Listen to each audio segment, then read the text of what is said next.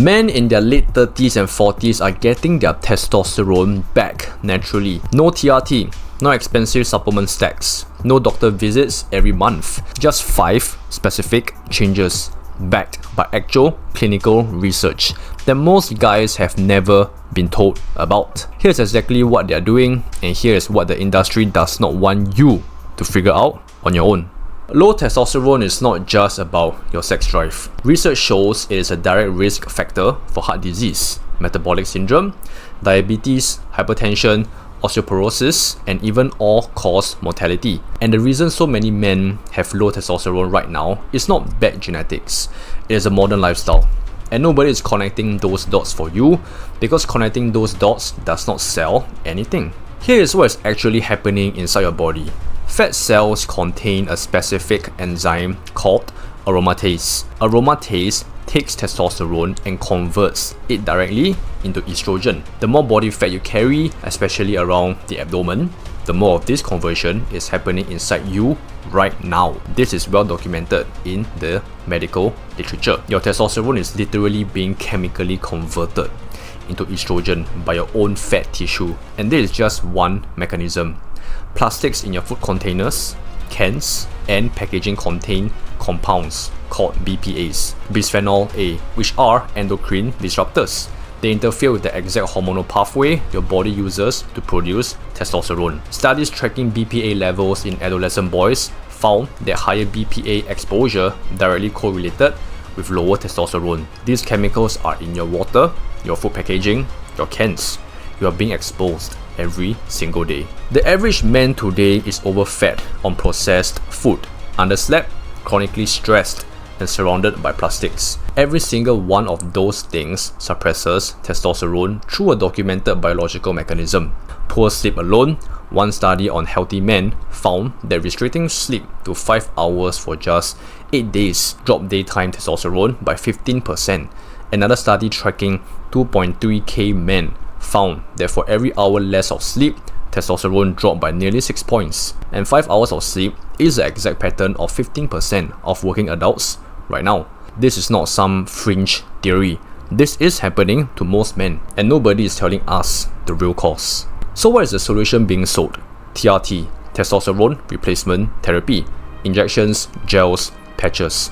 And look, for some men, there's a place for that conversation with a doctor. But the problem is that most men being pushed toward TRT have never fixed the 5 basic things they are actively suppressing their testosterone every single day.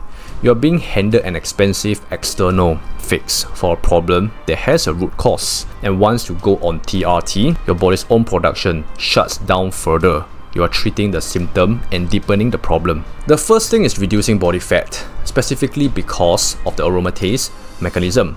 One study found that men who increased their testosterone through weight loss lost an average of around 21 kilograms to do so. But a second study found something important. Increasing physical activity reduced the amount of weight loss needed to see the same result. More movement, less fat required. The two work together. Start there.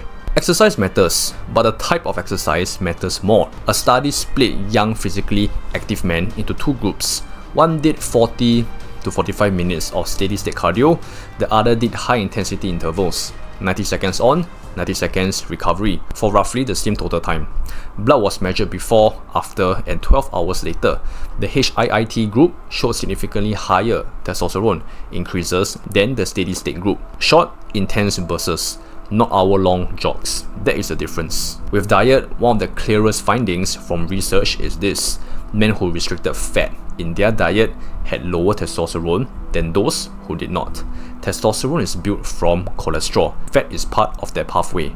Cutting fat aggressively cuts your raw material. A large national survey, the NHANES study, confirmed this correlation.